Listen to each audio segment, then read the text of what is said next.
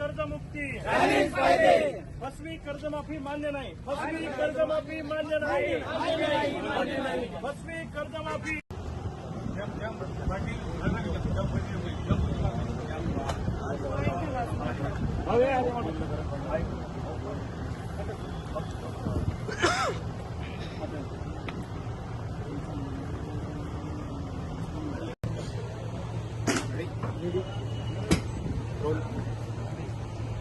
R पारची लढाई लढूयात.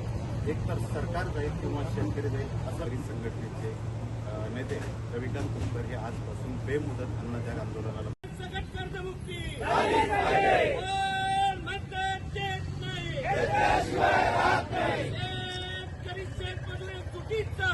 फक्त 50,000 रुपये देणार. मग आता मला सांगा, माझ्यावर जर 10 लाख रुपये कर्ज आहे आणि मी 2019ला लाभ घेतलाय,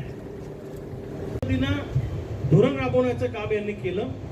त्यामुळं या फसव्या कर्जमाफीच्या विरोधामध्ये एक प्रचंड मोठं आंदोलन आपल्या सगळ्यांना उभं करावं लागणार आहे. आणि मी तातडीने निर्णय घेतला. मध्यंतरीच्या काळात जवळपास 1.5-2 महिने या निमित्तानं करत आहे. आणि ही कर्जमाफी योजना नाही, ही कर्ज वसुली वन टाइम सेटलमेंट योजना आहे.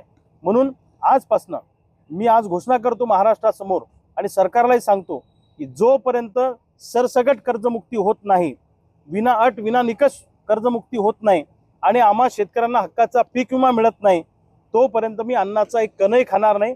माझा जीव गेला तरी बेहतर, माझा प्राण गेला तरी बेहतर, पण मी आंदोलन थांबवणार नाही. माझ्या डोक्यात एकच आहे की महाराष्ट्रातला शेतकरी सरसगट कर्जमुक्त झाला पाहिजे, अशी आम्हा सगळ्या शेतकऱ्यांची मागणी आहे. मी महाराष्ट्रातल्या तमाम शेतकऱ्यांना आवाहन करतो की मी बुलढाण्यामध्ये माझ्या निवासस्थानासमोर आजपासून अन्नत्याग आंदोलनाला सुरुवात केलेली आहे. अनेक दिवसापासून आम्ही सगळे कार्यकर्ते रस्त्यावर उतरून आंदोलन करतोय, पण सरकारवर त्याचा परिणाम होत नाही. पण आता जे आंदोलन आजपासून सुरू झालं ते भूतोन भविष्यती अशा पद्धतीचं आंदोलन असणार आहे.